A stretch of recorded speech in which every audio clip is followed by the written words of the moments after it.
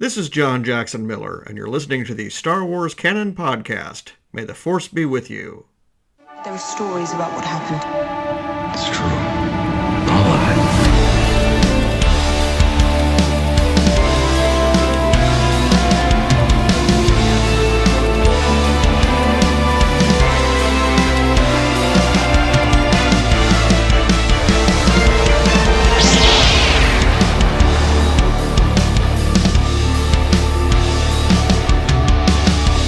Hello, everybody, and welcome to this episode of the Star Wars Canon Podcast. I'm your host, Brian Miller. Thank you so much for joining me this week. We've got a little bit to talk about this week. I didn't do a podcast last week. Mainly, didn't have a whole lot to talk about. I was actually kind of busy, and I had a little bit of a crisis on my hands last Saturday, so I didn't get a chance to really sit down and put together some show notes. For what happened. It's actually a funny story. I was pretty pissed off at the time, but it's looking back, it's kind of a funny story. I shouldn't say every Saturday, but once a month on Saturday, I go up into Wichita to Prairie Dog Comics, and I get my comic pull file for the month, and I was really excited, sat down, get caught up on a bunch of Star Wars comics, including some Age of Republic, and some Star Wars, Dr. Aphra. I got the final 2 issues of Vader, finally. I sat down and read all of these, and set them on top of my dresser like an idiot. And like a bigger idiot, it was just a perfect storm. I set a glass of water next to him. And one of my cats, for those of you that don't know, Kirsty and I have 4 cats and a dog. One of my cats has this really bad habit of sticking her head down into cups of water to drink the water, and then doesn't pull her head out as gracefully as she puts it in and knocks the water over. And I came in to find every single one of my comics soaked. I mean, literally soaked in water, and I about went off the deep end. So I came back in here, and it was $150 worth of comics, and I came in here and started tracking them down online because don't ask me why. I know they're not as worth as much as second printings, but I'm always trying to get first printings of everything, and I was hoping I could still get first printings of everything so far, and luckily, I was able to track them down online from, 3 different comic stores, and I have those on the way, so had to replace those. I had a little bit of a crisis that night, so I didn't get around to doing the podcast, and I apologize for that, but it made for a bigger episode this week, so we've got a little bit to talk about, and I'm really excited for it. I'm really excited for this year in general. We're 334 days away from episode 9 right now. I never thought I'd be able to say that we have a Star Wars episode 9 coming. Growing up, after the prequels came out, all I ever had was episodes 1 through 6, and now here we are talking about episode 9. Man, I can't wait, This year's got a lot in store for us, at Celebration, we're going to be we'll talk about this in a little bit, possibly getting some footage for The Mandalorian. Definitely going to be getting some trailers for episode 9 and a title. Right now, I think everybody's kind of chomping for the title at this point. Celebration's probably going to have a bunch of novel and comic announcements in store for us, and hopefully this summer we'll get some information on Jedi Fallen Order, especially considering that, we just got news that Lucasfilm has canceled the open world Star Wars game they've been working on. It kind of sucks. So I'm kind of anxious to see what Jedi Fallen Order is going to look like. So between Celebration, E3, maybe we'll start getting some looks at that as well. So, and for those of you that don't know, also, I've been showing my sister-in-law Star Wars for the first time. A few weeks ago, we watched A New Hope and Empire back-to-back. And then she came over this afternoon and said that she wanted to watch the next Star Wars movie. So we watched Return of the Jedi today for the first time for her, So, and she said she wanted to watch them in the order they came out. So, what's coming next? One of the 2 worst Star Wars, depending on who you talk to, 2 of the worst Star Wars movies ever made are coming next. So I did tell her they were going to be pretty political, though, and to brace yourself, because we're going to be talking about taxation of trade routes, So we're going to see how that goes, and I'll let you guys know whether she liked it or not. So, but anyway, talking about watching Star Wars material, for those of you that don't know, over on our Patreon page, I've been doing episodes of Star Wars after shows where I sit down and watch the entire episode of Clone Wars and Rebels with you guys, and we'll talk about it a little bit after that. And I've decided, instead of doing just individual episodes, if they're a filler episode, if they're an individual episode, I'll sit down and just do the one episode. But if we have a story arc, right, like if we get to let's say the Clone Wars Mortis episodes, right? Where that's a kind of a trilogy of episodes. I think we're going to sit down and just make one big video out of those. Same thing with like the Onderon stuff. You know, Rebels is kind of every episode is its own thing, but Clone Wars had arcs. You know what I mean? I mean, there's a couple in Rebels that kind of build off one another that could be considered arcs, but nothing like what Clone Wars used to do. So make sure to head over to our Patreon page and check that out. I'd sure appreciate it. So without further ado, let's get into some news, man. Let's talk some Star Wars. Yeah, I didn't get to last week. Like I said, I was indisposed, I guess you could say. So we've got a few things to talk about. Right now, the biggest thing that I've noticed everybody talking about online, and it's got me pretty excited, is the possibility of some Mandalorian footage being shown at Celebration. So where this rumor is stemming from, keep in mind this is rumor, this hasn't been announced. Where this rumor is stemming from is that on April 11th, some of the footage from the Disney Plus service is going to be shown to investors.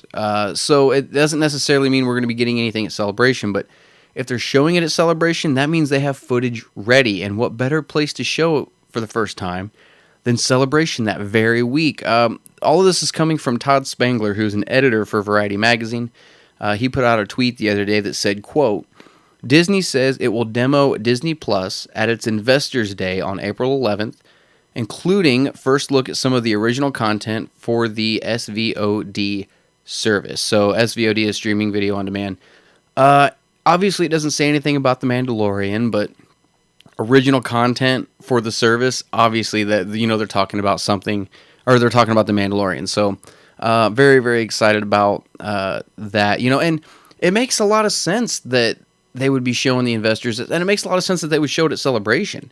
I mean, because considering that, the marketing for Disney Plus is about to kick off, The Mandalorian is going to be one of its biggest selling points, So in this Disney Plus service, as a Star Wars fan, yeah, I grew up with Disney movies, but it's not anything that, had they not put Star Wars on this thing, nothing Star Wars, I don't think I would have been as prone to subscribe as I am now. Considering, I'm a huge Star Wars fan, The Mandalorian's going to be on there, this Cassian Andor series is going to be on there, but they have come out and said that there's not going to be any films produced just for the streaming service. That doesn't mean there won't be films on it, they're just not doing any films special for it. So I'm very, very excited. And like I said, the marketing for it's going to be picking up very soon. And Netflix is raising their prices, so this is going to be the perfect time to capitalize on something like that and to kind of sway some people over. Because I know for a fact I'm already wiring it into my budget for next fall, so I'm really excited about it. The other reason I think that there might be some validity to this is, we didn't have a Celebration last year, but the year before we did, and that Celebration was, in my opinion, a bit of a letdown. So maybe, because, at that Celebration, we didn't get hardly any announcements for anything. They brought Alden Ehrenreich out, who we already knew was Han Solo, and they announced it like nobody knew. And we were expecting this big Obi-Wan announcement that never came, which still has never come, now that I think about it. But I think this year, we've got Episode 9 stuff, we've got The Mandalorian, we've got Jedi Fallen Order. Why wouldn't this be a big celebration? This is the perfect place to drop some stuff like this, especially considering the celebration before Rebels came out, or even any celebration. You were always seeing episodes from, you'd watch the first 2 episodes of the next season of Rebels. That wouldn't drop until fall, so it makes complete sense that we are going to be getting something at Celebration. I'm hoping that we do. I'm really looking forward to it. And if we don't, man, that's going to be a strike. That's going to be strike 1 for Celebration. 3 strikes, you're out. And so that's going to be a strike for it. So I guess we're just going to have to wait and see if we do get anything from The Mandalorian. I'm very, very excited. And like I said, I'm really hopeful that we do. And yeah, if they put anything out, man, we'll throw a reaction video up on the YouTube channel. So I'm like I said, I'm so stupidly excited for this. I'm more excited for The Mandalorian at this point than I am Episode 9. I'll say that much. I'm more excited for The Mandalorian than I am Episode 9. And it's maybe it's because it's a different format, something that something I guess you could say we've never seen before, a live action TV show, a serial TV show, 9, 10 episodes of a season. That's something we've never seen, considering also that it's happening in a time era, a time period immediately after Return of the Jedi. This is a time period that a lot of people are curious about. I'm really, really excited for it. So that's supposed to debut on the Disney Plus streaming service. I guess we're just going to have to wait till Celebration to see if they show us anything. So, speaking of Celebration and with announcements and everything like that, we've got a lot of novels and comics coming. And one of the novels, I don't remember if they announced this. No, they couldn't have been Celebration. I know they announced this novel a while back, but I think we're going to be getting some more information about this and the next story we're talking about after this one, obviously. The next story I've got lined up, it's not really so much of a story. It's more of just a little, hey, look what happened. The cover for Alexander Freed's Alphabet Squadron has been released, and they released a piece of information that I didn't know at the time, actually. I didn't know that Alphabet Squadron is going to be the first novel in a trilogy. I thought it was just going to be kind of a one-off thing. But yeah, it's going to be a trilogy set after the events of Return of the Jedi. That seems to be the era that they are slowly starting to get to focus on. I keep getting asked a lot, when are we going to start getting some more post-Jedi material? It's starting to happen. I think it's starting to slowly trickle out. So it's supposed to take place after Return of the Jedi. I still say the title sucks. I still say that it is the worst title. I don't want to say the worst title. It is a horrible title. It's absolutely stupid.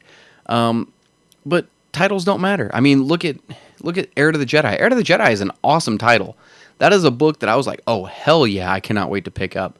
And then you read it and you just want to gouge your eyeballs out with golf pencils. It's just, titles don't really matter at all. So I'm still excited for the book. Alexander Freed is an amazing author. I really liked his Rogue One adaptation. I didn't really care. I mean, I liked it. I didn't care for the first half of the first Battlefront novel. After the first half, it picked up. It was great. So I'm excited to see where he goes with Alphabet Squadron. It's a cool premise too. It's supposed to have an Imperial turncoat named I can't pronounce her name. I'm looking at it. It's Eureka. It's spelled Yrica. I think it's Eureka or something like that. Quell. She's leading Alphabet Squadron from an X-Wing fighter, and they're hunting down the remnant of the Imperial TIE squadrons. And they also went on to say, and this isn't so much of a spoiler, I guess it's kind of marketing for the book, they went on to say that the Alphabet Squadron is dispatched by General Hera Syndulla herself from Rebels. So, very, very excited for this book. Really, it's set for release on June 11th. I'm ready to read it. I don't give a crap about the title. But I'm excited for it. There has been no news as to when the next two books are going to be slated for release, but probably going to be next year sometime. But I'm very, very excited about reading it. As a tie-in, to no pun intended, as a tie-in to Alphabet Squadron, Marvel has announced a new series called Star Wars TIE Fighter. It's a comic series. It's going to act as a crossover piece with Alphabet Squadron. So I'm wondering if this is going to be something along the lines of the novel is from, the Rebel Alliance point of view, and the TIE Fighter comic series is the exact same story from the TIE Fighter's point of view. I think it'd be kind of interesting if they did something like that. But I'm excited for this as well. It's most likely going to be a limited run, probably 5 or 6 issues max. But I don't know that. They haven't said if it was a limited run. They haven't said if it's an ongoing series. All they've said is that we do have a new series coming. So I guess we'll have to keep our ear to the ground and wait and see what they say about that. It may be something along the lines of what Canon was too. That was like 12. I think it was 12 issues for Canon, something along those lines. So it might be something along those lines also. It is slated for release in April, which is actually 2 months before Alphabet Squadron is supposed to come out. It's kind of interesting. But yeah, that's pretty much all of the news as far as canon material goes. I'm very excited for all of it. Yeah, I mean literally all of it. 2019 is going to be a huge year for Star Wars fans.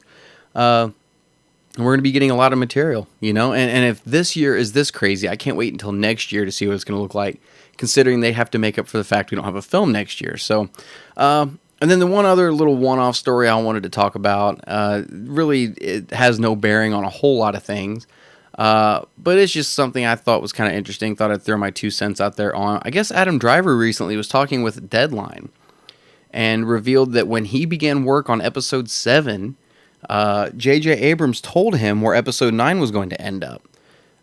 And you know, this does a lot of things, and you know, and I don't think he's lying. I think J.J. did tell him where Kylo Ren, where episode 9 was going to end up.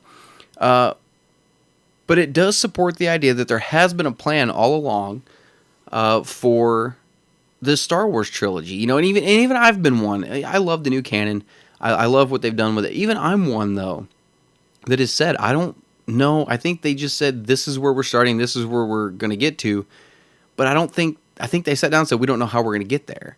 You know, I think, you know, because JJ did episode 7. He's doing episode 9. As much as I defend Last Jedi, I do believe that Rian Johnson kind of went away from what JJ wanted to do. I do believe that.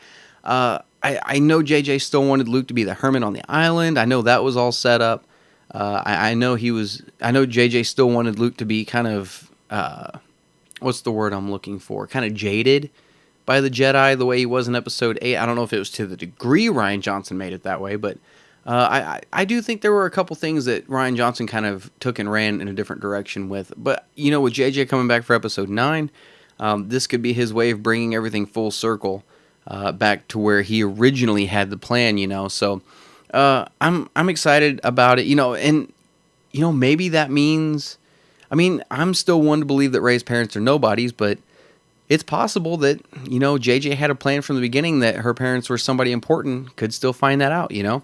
I think it'd be kind of, I think it'd be bullshit at this point if, you know, in episode 9, Rey finds out that Luke or Han really was her father, you know, and then she's like, oh, well, he's dead, you know, like, it would have been better had she found that out while they were still alive. So, you know, it's just, I'm hoping they don't go that route. Her parents can be anybody they want them to be. You know, it could, you know, I don't know. She'd still have Leia, I guess, depending. I still think Leia's going to bite at 9, but, you know, there's several things now. If there's this, if Adam Driver knew this one thing, knew where episode 9 was going to end up, and he's known this whole time, because he said he knew. It's not just JJ told him, I know where it's going to end up. He told Adam Driver where it was going to go, because he said he's been working towards that. He's been putting that into his performance, knowing that was going to be where he ended up. So, if there's that, what does Daisy Ridley know about Rey?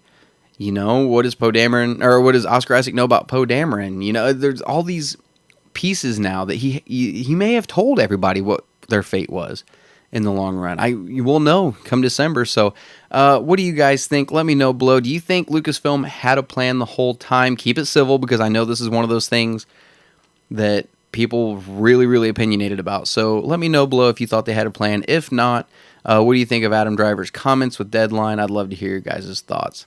That's going to do it for news this week, but I've got another segment called Upcoming Canon, which is a very, very short one this week, where I just sit down and kind of tell you guys what's coming out within the next week in the world of Star Wars canon. And like I said, this is a kind of a bum week, because on January 20th, tomorrow night, we have Season 1, Episode 13 of Resistance, Dangerous Business, which I'm really excited about the second half of this first season. You know, I sat down and I watched the teaser trailer, the mid-season teaser trailer, that's a mouthful, of Star Wars Resistance, and it does seem like the show's going to be taking kind of a different tone the last half. You know, I shot a reaction video for it, and I can't find it. So I did a reaction video for that trailer, and now I can't find it anywhere to upload it, so I'm sorry about that. But I can kind of get my thoughts on it real quick. You know, we saw scenes, you know, from episode 7, so I was wondering what the series was going to do, because I knew it picked up 6 months before The Force Awakens, and I was trying to guess, you know, how long could this series possibly run then? It looks like we're going to be going right over the films. So, you know, from what we've seen in the trailer with General Hux doing his whole, you know, death to the Republic speech, you know, his pseudo-Hitler scheme, you know, before they blow up Hosnian Prime. So I'm really excited to see what they're going to do with this last season. I'm betting that will be the season finale. seeing Hux blow up Hosnian Prime, that'll probably be the season finale. I don't know that. It's just kind of my speculation. But we've also got on January 23rd, next Wednesday, Marvel's Star Wars issue number 60. I'm all caught up on my Star Wars comics finally, and this story arc has really picked up. I wasn't sure what I quite thought of it at first. Han, Luke, and Leia are stranded on this planet, and the only way they can get off is these traders that come every 6 months, and they just missed them, so they've got 6 months to kind of sit around and just wait. Luke's getting impatient, but we have seen a little bit of Luke training with the guy that kind of runs this settlement, and kind of shows how, him training with the lightsaber and getting better with it a little bit. So, and a little bit of a love interest for Luke also. So, I'm interested to see where issue 60 is going to go. And the Star Wars series has been one that's kind of had its ups and downs. But so far, I think it's on a pretty much upward trajectory at this point. I'm enjoying it quite a bit. So definitely go check out issue number 60 at your local comic shop. It's definitely worth picking up. And, if you're one to not really get individual comic issues, this TPB is going to be a good one to pick up. So definitely keep an eye out for that. All right. And I feel like we're going to finish out this episode with some mailbag questions. How do you guys get a question on the Star Wars Canon podcast? You email it to me at starwarscanonlibrary@gmail.com. I'll go through and pick a few out. This week, I think I got 5 questions. I do have 5 questions. And they're good ones, man. You guys are really starting to send in some good stuff. Not saying that, the last, 2 years worth of questions weren't good, but this week we had a bunch of good ones. So let's just kick this off right here at number 1. The first question this week comes from Kyler Knowles. And Kyler says, "Hey Brian, I love the channel. Keep up the great work." Thank you so much, brother. I appreciate it.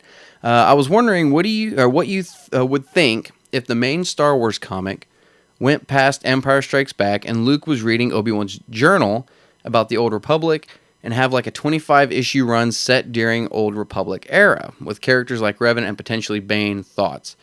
Thanks for the question, Kyler. And that's a great question because, with the Star Wars title, we've been going now since January of 2015. As of right now, I think we're at the 4-year mark for the Star Wars comic running, right? And we're coming up on issue 60. At some point, there's only a 3-year, gap there that we have to fill. At some point, they're going to get to the Empire Strikes Back, and personally, I'm not saying that that's not going to happen. What you suggest is not going to happen. I think that'd be great, but I feel like issue 100 is going to be when we hit Empire. I feel like that's going to be the big issue, the big 100 issue that leads into Empire Strikes Back. But let's say, if it goes past Empire, and maybe issue 200 will be Jedi. That's just kind of where my mind is at right now. But let's just say that it does go past Empire, and Luke is reading Obi-Wan's journal. I would love to see something go back to Old Republic for, 25 issues. I think that'd be freaking cool. Especially considering, there's not as much time between episodes 5 and 6 as there is 4 and 5. You could go do a 25 issue run to kind of fill in that gap up to the next, if let's just say whatever I said earlier was correct, if we go to Return of the Jedi issue 200. That could be a lot of fun because the thing with the Star Wars title is this. It's just simply called Star Wars. There's no subtitle to it. It's just simply Star Wars. Why can't the Star Wars title bounce around and tell different stories from different time periods? Why can't it? What if we get to Return of the Jedi and then all of a sudden it just backs up 5,000 years and starts telling that story, There's no reason why it can't do that with just the name Star Wars. You could do anything with something just simply called Star Wars, right? No, I'd love to see something like that. Personally, I'd like to see Revan or Bane pop up in something a little more prominent than a comic book. But I'd still lose my freaking mind over it. It's one of those things that he ever pops up, I'm probably going to defecate. I'd just rather see him, in a TV show or, I would almost say a novel also. I would take a Revan or a Bane version. Or in a novel version. I think I'd be all right with that too. But yeah, no, 25 issue run, that would be really, really cool just to have Luke, sit down after he gets his robotic hand and he sits down, he comes up with this giant plan to get Han, Or maybe he comes up with a plan to get Han after reading the journal. He sits down, starts reading the journal, and just gets lost in it. And then the next 25 issues are just all these story arcs of everything that's happened, before. And maybe Luke gets some ideas from that for his rescue of Han. Maybe, I don't know. Maybe that's how he learns a lot of the stuff that he learns. Because you have to admit, Luke took a serious jump in power between Empire and Jedi. I noticed that today while I was watching Jedi with my sister-in-law. Luke is an entirely different person from Empire to Jedi. In Empire, he's this broken, physically and mentally, emotionally broken person trying to piece together what Vader's told him, trying to come to terms with it. He's not going, he's not training with Yoda anymore. He's broken. And then when you come to him in Jedi, he's this like literal badass walking into Jabba's palace, force choking Gamorrean guards and taking out an entire crime syndicate. Are you kidding me? Like, I want to know where he learned all this stuff. So, yeah, reading Vader's journal, going back to some Old Republic stuff, could have definitely done that and really spiked that power. That's something that I would really like to see. I think you're onto something, man. I really do, and I hope it comes to fruition. I really do. Plus, I know we're going to be getting some Old Republic stuff. By the time we get to that point, we're going to be getting into some Old Republic stuff, which we'll talk about here in a little bit. But I don't see any flaws with your theory, bud. I really don't. So, what do you guys think? Let us know in the comments below. If you guys are listening to us on Spotify or iTunes, shoot us an email, StarWarsCanonLibrary@gmail.com. I'd love to hear your guys' thoughts on this. Thank you so much for the question, Kyler. I do appreciate it, brother. Question number 2 this week comes from Fred Lambert. And Fred says, or asks, I should say, what's the deal with Disney claiming Star Wars Theory's Vader fan film? Personally, I think it's a dick move for Disney and just goes to show they're in it for the money. What are your thoughts? Thanks for the question, Fred. Okay, first off, there's some things that there's a lot to unpack with this whole situation. For those of you that don't know, the YouTube channel Star Wars Theory, great Star Wars channel, definitely go check them out. They announced last year they were going to be doing a Vader fan film. They got all the okays from Lucasfilm. They got, there was this list of rules they had to follow, like they couldn't crowdfund it, they couldn't make any money off of it, anything like that. And I think his budget was like $100,000 if I remember right. And he made this Vader film, Shards of the Past, which was a great Vader film.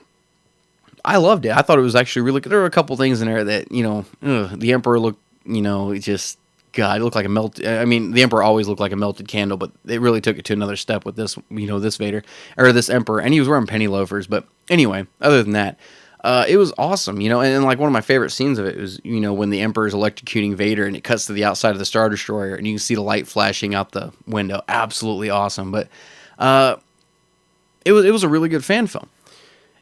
Pretty shortly after he released it, or they released it on Star Wars Theory, Warner Chappell, I think it's Chappell actually, placed a copyright claim claiming some of the Imperial March music. Now, when they made the film, they actually went out and got a composer to make original music that sounded like Star Wars and incorporated a couple of those tunes, but it was still original music. And Warner Chappell actually placed a copyright claim on it, claiming the music. They didn't have to take the video down, but they monetized it so that Warner was making money off of every view, which is complete and utter bullcrap, in my opinion. Because this same company, I guess what it was, there's one guy, it was a manually produced copyright claim. So somebody sat down, looked at it, and manually clicked the mouse. It wasn't like an algorithm that, that they put in to find the music or anything like that. It was simply a guy sitting down and go, nope, that's our music, click. And this company, if you look at some of the copyright claims they've put up, they go around YouTube, and they do this to a lot of people. They go around, anything that remotely sounds like Star Wars, they hit a copyright claim, and people are afraid to look. As a YouTuber, I don't want to say a successful YouTuber, but as a YouTuber, one of the things that you fear every time you put up a video is getting a copyright claim, because it's like 3 strikes, you're out. Your channel's deleted, everything. So it's one of those things where, and you're afraid to try to appeal it because there's so much, there's so much legal red tape you got to get through to appeal something. And so people get away with, I could go through and click copyright claims on whatever I wanted, and if nobody appeals it, I'm making money off of it. So this guy goes through and does this apparently on a lot of channels. It doesn't even have to be Star Wars music. It can be something that sounds like Star Wars, even if it's an original score, which for me is kind of scary because, for the longest time on the podcast and on the YouTube channel, for those of you who've been following for a while, I used a part of the first teaser trailer from Force Awakens as my intro, with the Falcon flying over Jakku and stuff, and you hear Rey saying, there were stories about what happened, Han saying it's true, all of it, which I still have incorporated into my intro, but it got to a point where when I sat down and decided I was going to be doing the podcast, that I wanted to sit down and do like an original score, right? So, the idea came from Brooke Thompson, who got a hold of me saying, I would like to do some original music for you, which he's the one that did the intro we have now, which he did an amazing job on. I absolutely love our intro, and it sounds Star Wars, and it's not taking from Star Wars, but it sounds like Star Wars. It still has that feel to it, and I love it, but it scares me because there's people like this going around claiming music, and nobody fights them on it. People just get away with this crap all the time, and it's bull crap. So this guy placed the claim on the video, started making money off of it, and since then, I guess, I don't know if it was because of the outrage or because Lucasfilm didn't even know about it. Lucasfilm has since had Warner Chappelle take the copyright claim down. But it doesn't matter. They still have made, so much money off of however many views, because I think he's at 8 million views right now, something like that, 9 million views on this thing. And I don't know how many views came in while that copyright claim was on there. So they've made money off of it. There's no getting that back, So the creators of the fan film stayed within that list of rules that Lucasfilm gave them. They made an awesome fan film. I don't think it's right whatsoever for this company to come in and just take. It's just, that's art, and it's no different. Not to get political, because anybody who knows me knows I'm a very political person. I'm very set in my beliefs, and I'll try to keep that out of the podcast best I can. But one thing that I've always, and this is what I liken it to. One thing I've always been against is, states' property tax. I live in Kansas that, it's a state that you have to pay property tax every year on your vehicle, on your house. And that's one thing I've always considered was theft. Why should I have to pay to own something in your state? You know what I mean? It's already paid off. That's theft that would be no different than somebody coming in my house with a red shirt on and going, "Oh, you have a red shirt, you owe me $5, $10. Oh, it's a red shirt fee." That's bullshit, So and it goes right. That's what I liken this to, is somebody going, "Oh no, I'm going to make money off what somebody else did." Now, to be fair, the music he used did incorporate a little bit of the Imperial March in it, and in a loophole kind of way, the copyright laws and the way they've got it written up for Star Wars music means they could claim it. But there's enough of a difference there between the original Imperial March and what they used, that there's enough original score there they shouldn't have been hit with this claim. So I'm glad that Lucasfilm has had it taken down.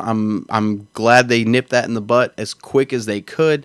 But those are kind of my thoughts on it. And it's not just Disney doing it. It wasn't Disney that said, "Hey, you guys need to put a copyright claim on this." It wasn't Disney that did it. It was just this one company, this one guy that worked for it, that manually did it.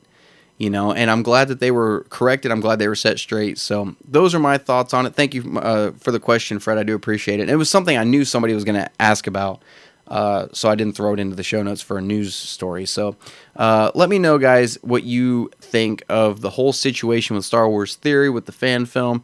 I'd love to hear your guys' thoughts on it. Question number 3 this week comes from Pete Goodman. And Pete says, "Hey, Brian, love the podcast. Love listening to you after listening to Jedi Council every week. Keep it up." Thank you, brother. I appreciate that. Second to Jedi Council, I'll take it. That's pretty cool. Thank you, brother. He goes on to say, "My question is, when do you think we'll start seeing info on Rian Johnson's trilogy and the series of films from the Game of Thrones showrunners? I'm ready for some big news from the film side of things and can't wait to see what the films set in the Old Republic are going to look like. Thank you, and may the Force be with you." Thanks for the question, Pete. And real quick, before I answer your question, we don't know for a fact. It hasn't been confirmed that Benioff and Weiss are going to be doing Old Republic. It's pretty much I think that's the general consensus at this point. I think we all know it's going to be, but it's kind of like the Alden Ehrenreich Han Solo thing. They're like, here's Alden Ehrenreich, your new Han Solo. Yeah, we know. Go ahead. So when they come out and say they're doing Old Republic, yeah, we know. Go ahead and move on. I think that's what it is, but it hasn't been confirmed. So take that as you will with a grain of salt, but I'm right there with you, just so you know. As far as Rian Johnson's trilogy, I think it's going to be a while before we see anything. Look, whether you liked Last Jedi or not, whether you love it or hate it, I say that every time I always have to say that. Whether you love it or hate it, Rian Johnson is still getting his trilogy. It's still happening. I don't care how many YouTube channels sit down and say, oh, it's not happening. They're not happy with Rian Johnson. He's fired. He's out. It's still happening. I'm sorry. There's nothing that has come out that Rian Johnson's not still doing his trilogy. I think as of right now, they're still in pre-production. I think he's throwing around ideas for the trilogy. I don't even think they're to the writing process yet, if I remember right, but it is happening. At the same time, we have got Benioff and Weiss, and the showrunners from Game of Thrones, doing a series of Star Wars films. And keep in mind, a series means probably 4 or more films. If it was 3, they'd call it a trilogy, so it's probably 4 or more films. I'm going to guess probably, if I was guessing, probably 5. I'm going to say it's probably going to be a 5-film series. And they're not starting work on that until after this next season of Game of Thrones. So it's going to be a while. They haven't even started working on it yet. So and which means we're not getting a film next year. I'm going to say the earliest we're going to see anything. First off, we're going to get a Benioff and Weiss film first.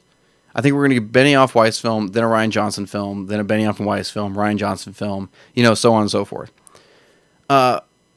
Which leads me to believe we're not getting a 10, 11, 12 anytime soon. But if that's the case, we're not going to see anything for any of these films until probably 2021 or 2 at the earliest. I'm going to say 2021 at the earliest. Before we start getting any kind of inkling about where it's going to take place, anything like that. And before we see anything, it'll be 2022 before we see anything from any of these films. So, and we've, this year, let's get through episode 9 before we start thinking about this. Because, we got a lot, we don't even know the title of episode 9 yet. We've seen a couple of Twitter images from J.J. Abrams. We just saw the John Boyega one from the other day. But we haven't really seen a whole lot. So let's get through episode 9. Let the dust settle on that before we start talking about Benioff and Weiss and Rian Johnson's trilogy. But I'm going to say it's going to be, I'm going to say 2022 before we see any kind of footage from, and maybe, God, what is this, 2019? Yeah, I'm going to say 2022. It's going to be 2022 before we see anything, any kind of footage from any of these new films coming out. So, but I'm right there with you. I do believe Benioff and Weiss is doing Old Republic. I really do believe that. And, like we're talking about Kyler Knowles' question earlier about the comic going to Old Republic. By the time we get to that point, we could be doing Old Republic films. So it would make a lot of sense for the Star Wars comic to backtrack back into that era. So then you've got a line of comics running concurrently with the films. You know what I mean? So it's definitely, it's probably going to be Old Republic. But like I said, it's going to be 2022, 23 before we see it. So, thank you for the question, though. I do appreciate it. And man, believe me, I'm right there with you. I'm really, really excited about that. So, thanks for the question, brother. Question number 4 this week comes from Alex Waters. Alex says, as of now, is there any reason that Shadows of the Empire couldn't be brought back into canon as is? That's the only gap between films where there's absolutely nothing to watch or read. Shadows of the Empire was what got me into the old EU, and it's a great read. Love the show, Brian. Keep up the good work, and congrats on making the top 25 Star Wars podcast. Thank you, brother. I appreciate that very, very much. Thanks for the question. There are a couple reasons why we can't do Shadows of the Empire as is. Now, had you said just Shadows of the Empire, we could make Shadows of the Empire canon, but we'd have to tweak a few things in it. As is, no, it's not going to fit. Look, and there is one piece of material between episode, 5 and 6, and it's a moving target. It's a little novelette. It's a small little 3-hour read. It's a Leia story, and it's about her going on this mission, trying to throw off the Empire's scent on the Rebel fleet amassing near Sullust to go assault the second Death Star. So that is there, and it's her dealing with Han being captured and frozen in carbonite, everything she was dealing with in Empire Strikes Back. But that's not the only reason, and that pretty much covers that whole gap. That one story pretty much covers that whole gap. But that's not the only reason, these Forces of Destiny shorts that came out, right? Not too long ago, they stopped producing them, which I think was the best move. But those were canon. And one of them showed where Leia got that Bausch disguise that she had in Return of the Jedi, and it was from Maz Kanata. Maz Kanata is the one that gave Leia that outfit to go rescue Han. And, in Shadows of the Empire, she got it from Guri, which was Prince Shizor's cybernetic assistant, right? The redhead. And then that's where she got that disguise, and that was the story that Chewie had the flat top and stuff like that. So there are certain details that wouldn't work. If they sat down... Look, if they were to sit down and rewrite, and rework that story, and in a way where you could still have Dash Rendar, Luke dealing with what he's dealing with, Vader telling him that he's his father, Shizor being there trying to hunt down Luke before Vader finds him, all this stuff still happening. If you could rework that story to include, let's say Maz Kanata giving Leia the outfit, or, some other thing. Sure, you could probably make it work, but as it sits right now, it's not going to work, But that story was really cool because, it did bring a lot of the crime syndicates in, kind of like what they did with Solo, talking about the Pikes, in which I know they mentioned them in Clone Wars, but bringing them into the film universe, the Pikes, and Crimson Dawn, you're talking about all these crime syndicates. It would be really cool to see Black Sun, a lot more Black Sun. We saw some hints of Black Sun in Clone Wars. Haven't had any name drops of Prince Shizor yet, which would be an amazing addition to canon. Look, this is how Shadows of the Empire is a good story. For those of you who haven't read it, no, it's not canon. It's in the old EU. It happens between Empire Strikes Back and Return of the Jedi. This is how good the book is. There's only been 4 novels that I've ever seen growing up that they made toys and action figures for. And it was the 3 books from the Heir to the Empire series with Thrawn, and it was Shadows of the Empire. Those were the only novels that they actually made official Power of the Force figures for. That was it. As a matter of fact, that's how I got my Leia and Bausch disguise action figure. I couldn't even find it on a red card. It had to be a purple Shadows of the Empire card. So that's how good these books are. And there's no reason why they couldn't sit down and rework Shadows of the Empire and bring it in. I think it'd be great, because that was the one that brought me into the EU.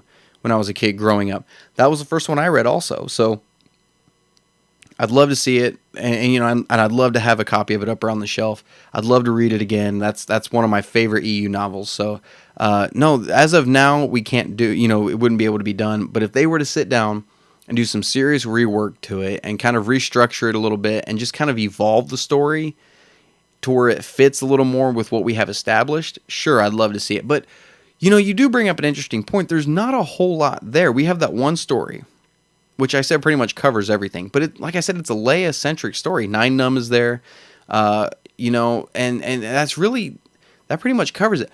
But we don't know what Han, well, we know what Han was up to. He was, a Han sickle. But we don't know what Luke was really up to during that time period. Everybody wants to see Luke after Return of the Jedi, see what he was up to, him start the Jedi Order, him hunt down these artifacts and everything like that. I want to see Luke between episodes 5 and 6. That's what I want to see. I want to see how he went from being this broken, 20-some-year-old farm boy, just found out the most evil man in the galaxy is his father. I want to know how he went from that to being Billy Badass walking into Jabba's palace. That's the change I want to see, and we saw a lot of that in in Shadows of the Empire. So I'd love to see something along those lines to retell that story. Thanks for the question, Alex. I do appreciate it, man.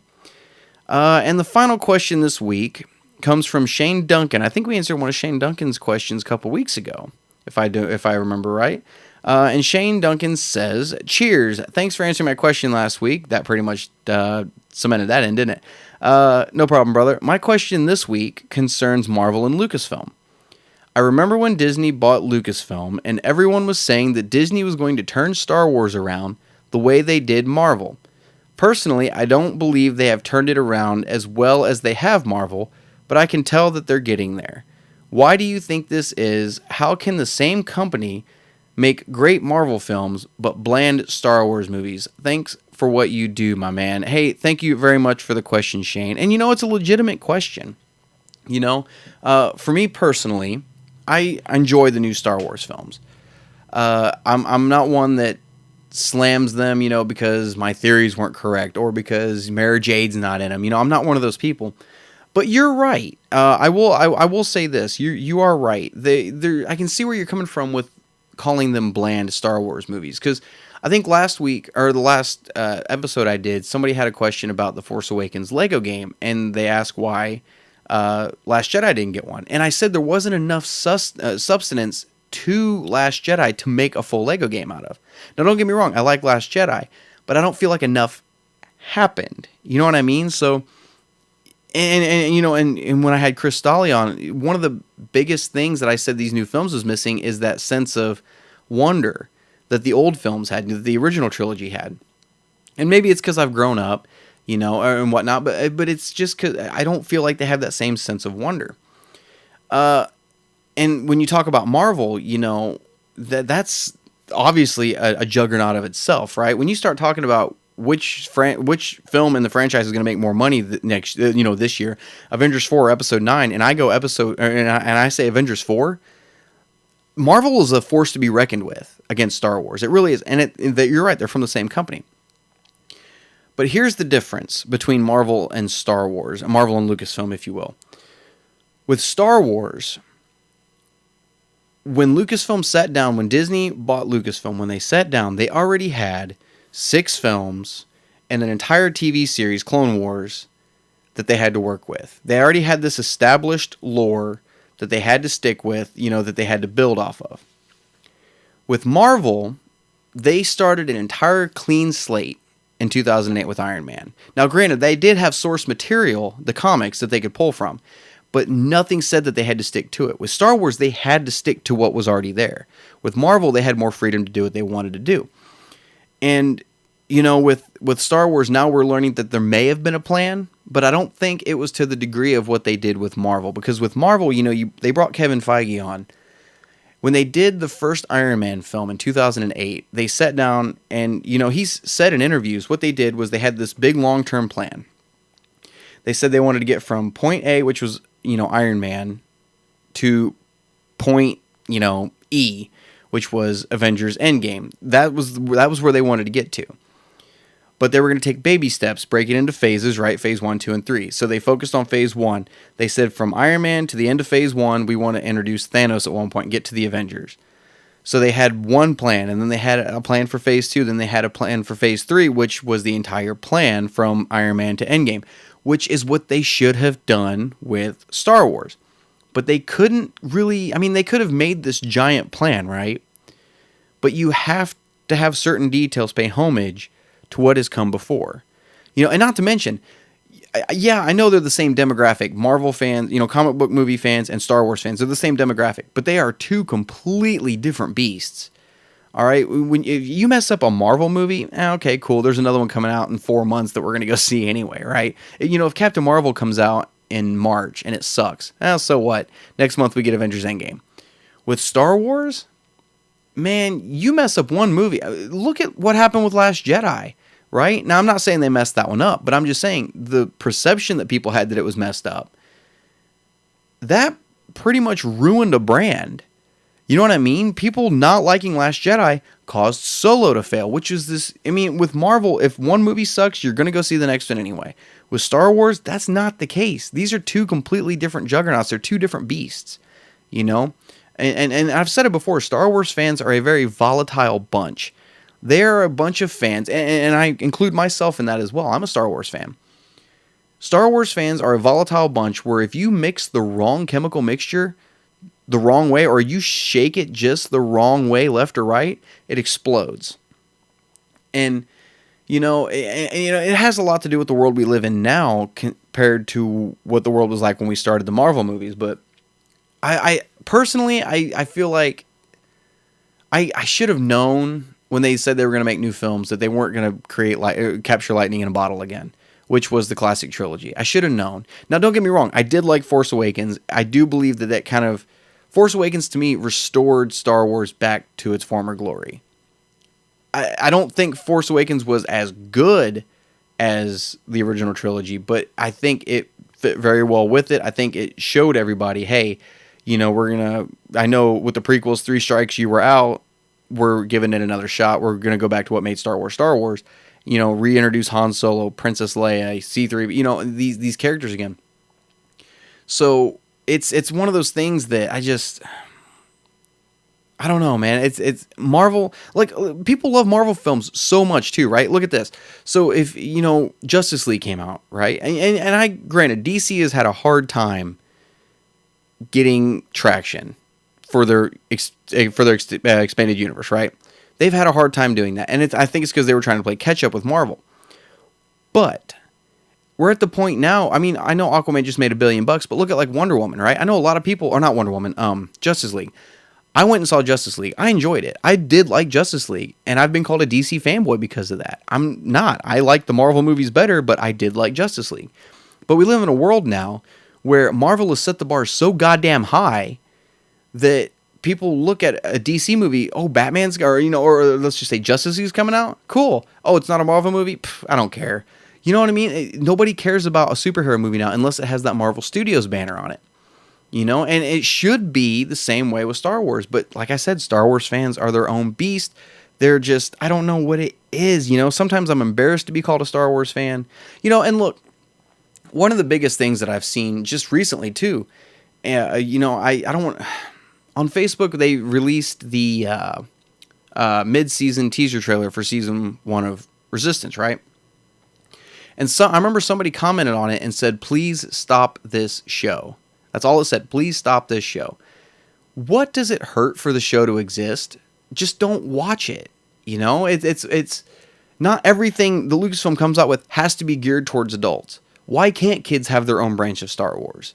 You know what I mean? Like when the Star Wars Kids YouTube channel started and, you know, the videos started coming out, people started bitching and moaning that it was throwing canon out the window because, you know, Luke didn't swing the lightsaber around like that in A New Hope like he did in that kids cartoon. Shut up.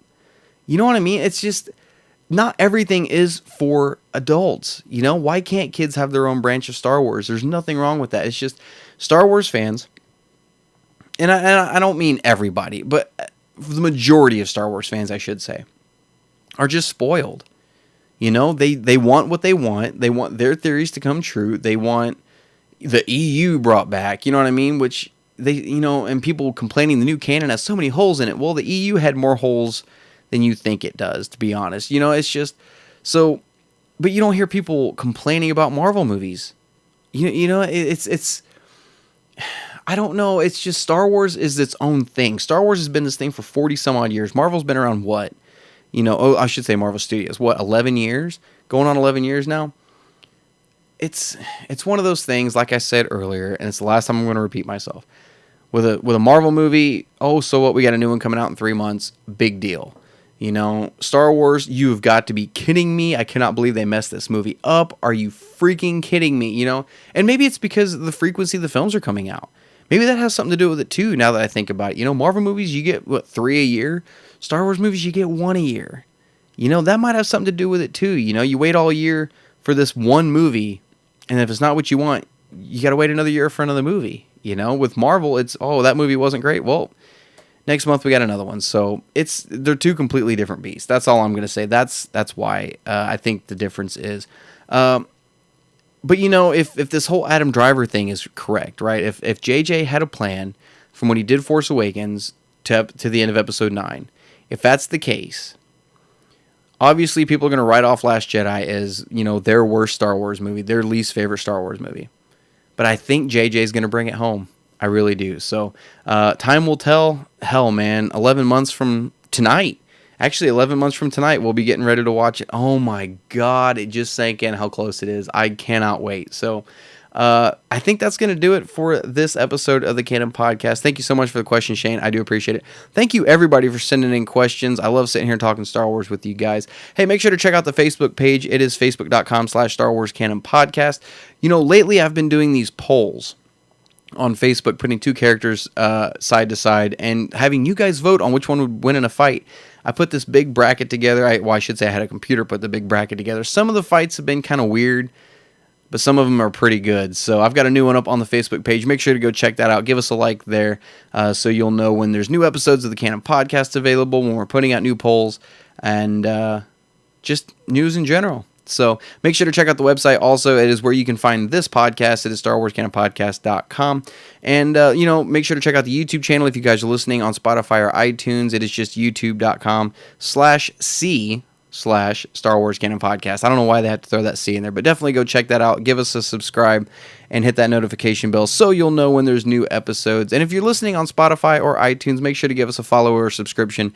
I'd sure appreciate it. Make sure to follow us and check us out on Patreon as well. Like I said, we've been doing after shows where sit down and watch the whole episode. You guys get to watch the whole episode of Clone Wars and Rebels with me. So definitely go check that out as well. So thank you guys so much for tuning in and talking some Star Wars with me. Like I said, I sure do love it. And I think that's the one thing that kind of brings people together. So until next week, guys, this is Brian signing off, and may the Force be with you.